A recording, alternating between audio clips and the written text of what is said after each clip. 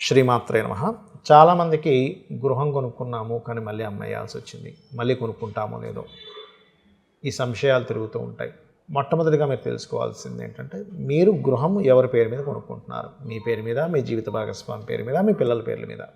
లేదంటే ఎవరి పేరు మీద బాగుంటే వాళ్ళ పేరు మీద కొనుక్కుంటాము అన్నప్పుడు మీ 4వ అధిపతి, చతుర్థాధిపతి, గృహానికి కారకుడైనటువంటి అధిపతికి ఎక్కడా కూడా పాపగ్రహ సంబంధం రాని సమయంలో కొనుక్కోవాలి. శుభగ్రహం ఉన్నప్పుడు కొనుక్కోవాలి, గుర్తుపెట్టుకోండి. అది మీకు 4 కాలాలు నిలబడేలా చేస్తుంది. ఎవరి పేరు మీద కొనుక్కుంటున్నామో వాళ్ళకి ఆ డైరెక్షన్ కలిసి రావాలి. రెండవది, ఇంట్లో గృహప్రవేశం చేసేటప్పుడు కూడా చాలామంది చేసే మిస్టేక్ ఏంటంటే, ఏదో నార్మల్గా ఎంటర్ అయిపోతామండి, తర్వాత చూసుకుందాం అనుకుంటారు. కానీ మీ ఇంట్లో నెగటివ్ ఎనర్జీ, ప్రేతలు ఉంటాయి.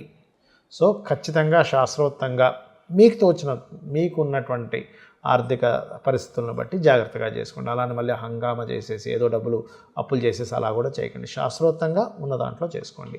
ఖచ్చితంగా మీకు ఆ గృహం మీకు తోడ్పడుతుంది.